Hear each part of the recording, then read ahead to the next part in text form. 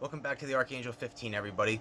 This is going to be part 3 of my Human Consciousness series. I never wanted it to go past 2 videos, but there was actually a few things that I forgot to mention in the last segment, and here it is anyway. I'm going to throw it in. When you're covering something such as magnificent and advanced as the understanding of consciousness as a whole, there's no way that you can implore into it without, you never can cover it all. It goes on and on and on and on. And the first thing I want to mention is the dichotomy between the holographic universe and the reality as we know it. And essentially it gets into this deeper understanding, like I said, of brainwaves, levels of consciousness, and our 5 senses. And our perception of reality, and then reality, beyond the senses. And it gets into dimensions. Albert Einstein said that there was 9 dimensions. We have stuff that we can see with our eyes, which is basically reflections of light, and then you get into things like smell, which are beyond beyond that. It gets into other dimensions, and there's people who have divine abilities who can delve deeper into this gray area of sorts, I guess you could say. There's a Pink Floyd song, you reached for the secret too soon, and every time I've done this, reached and been on that cusp, it's not something that's for everybody to know. It's a very, very esoteric area by nature, and there's a lot of people that are much deeper into explaining this, like David Icke and what have you. You can get into parallel universes, but understand, the dimensions beyond our 5 senses, nonetheless. And this understanding, like I said, of the Akashic record, which I have a whole separate presentation on, it's stored on the etheric plane. There's certain smells, frequencies of sound, colors, and other things just things like drugs that can induce different levels of this subconscious state of mind and different brain waves. And I'm not I'm not interjecting and supporting or advocating drug use in any way, shape, or form, but there is value to it. Methamphetamines has petroleum ether in it, cocaine, marijuana, ayahuasca is one of them, peyote was another one the Native Americans used, opium, mushrooms, acid, every single one of them has, a certain value to it. And if you're older, I'm 35, but if you at least probably 32 or so, you probably remember what gasoline used to smell like years ago. And it used to have an entirely different smell to it. I mean, oh my God, it smelled amazing. It had this, just I guess deep, it got into ether or something like this. And you go to the gas pump and it smelled good. Now it doesn't smell so good. I'm not saying I used to sniff it or huff it or anything like that, but if anybody is older, you did clearly remember this. And chlorine is another one as well. When you you can smell these certain things, and it just does something to your brain. It triggers something. So wearing certain colors and the certain frequencies of sound, and maybe certain people have the ability to bring this about as well. And very, very deep stuff there. I had to mention that. Okay, so moving along. I talked about the whole thing with human microchips, and I wanted to get deeper into it. And I had the book Mind Control, World Control, and then Mass Control, Engineering Human Consciousness, both by Jim Keith. And a lot of this stuff I already knew. Very terrifying, frightening books. But there's this bigger, deeper agenda at hand with the whole entire thing. And it's really, really scary, and it's really, really creepy. But how they engineered human microchips. Okay, so they put EEG, and it was I guess one hand in hand with the invention of the EEG machine and a frequency tuner.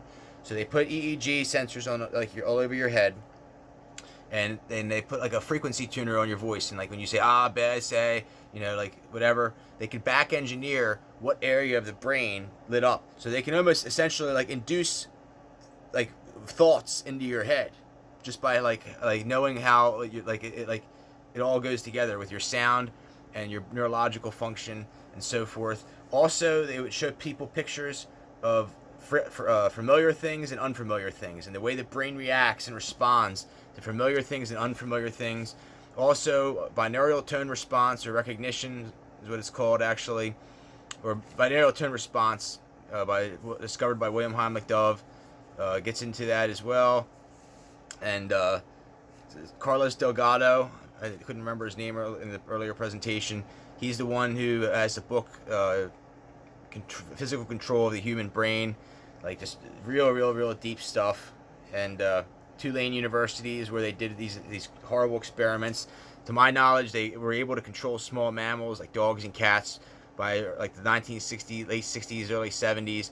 This technology probably went back to past worlds thousands of years ago, and alien technology or something like this.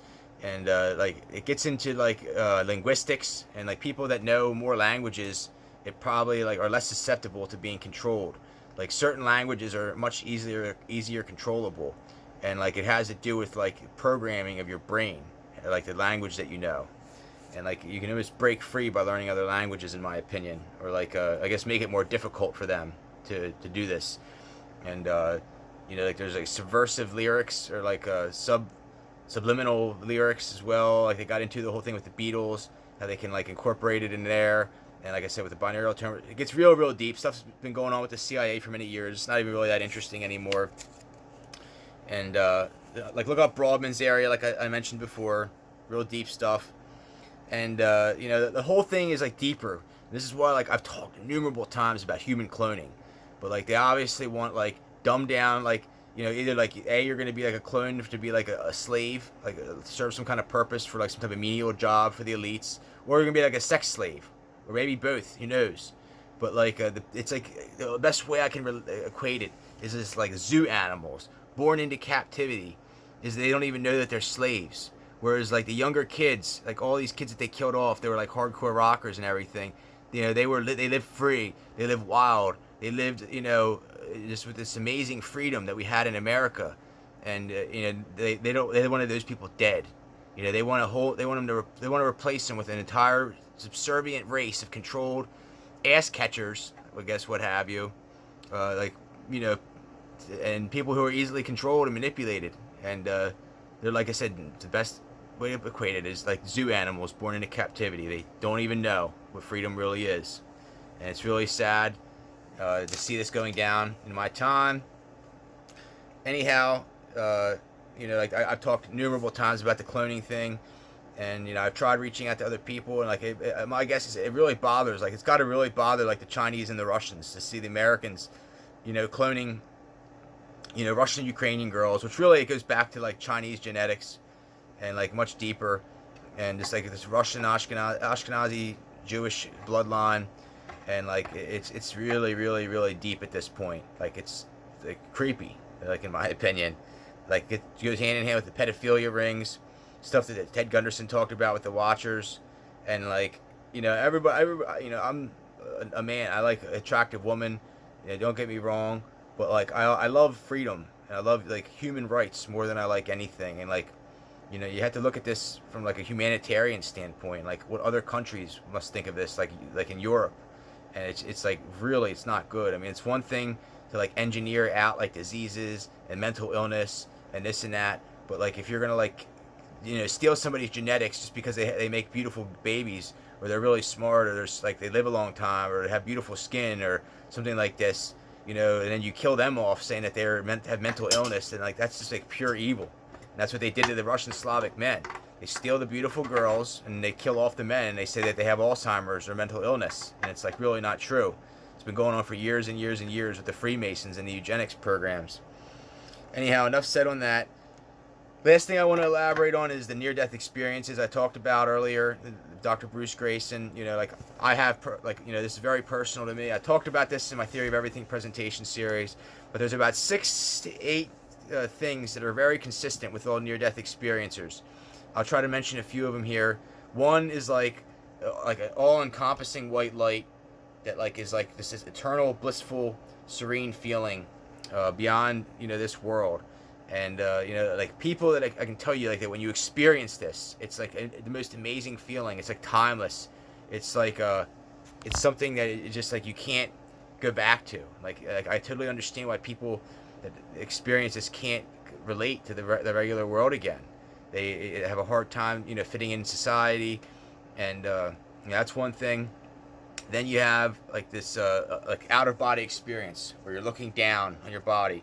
I had this in my first one when I was basically in an ambulance. I went head first through the windshield of a car that was hit on by a tractor trailer back when they had the 3 bench seats, and I got head on by a car, and like I said, I remember the ambulance people frantically cutting the clothes off of me with the trauma shears, and the trauma shears running up, and like it just very vivid in my mind. And that's what they say, like these memories are like more vivid than like life itself, and it's really, really true. Another one is an ascension, like people that like have an ascension, like sometimes towards the white light, or just this feeling of like floating or flying. And it's the best way I can relate it is like helium. So I've had several of them. Like I've had the white light one, and like that's the most amazing by far. Like it's untouchable. Like it's like kind of like doing drugs or something like that. Like this, like euphoria. Euphoria is the best way to describe it, or like orgasm, like sexual orgasm. But like there's like nothing that touches it in this world, I promise you. And anyhow, so then another one is like people like say they were to heaven. Some people say they saw Jesus. Some people say they saw Muhammad, you know, whatever. Some people say they actually went to hell as well. Very, very interesting. You know, like the near-death phenomenon is absolutely amazing. I'll try to remember to post the stuff from the International Association of Near-Death Studies, Dr. Bruce Greyson. And like I said, I'm very sorry that I had to continue this in so many ways.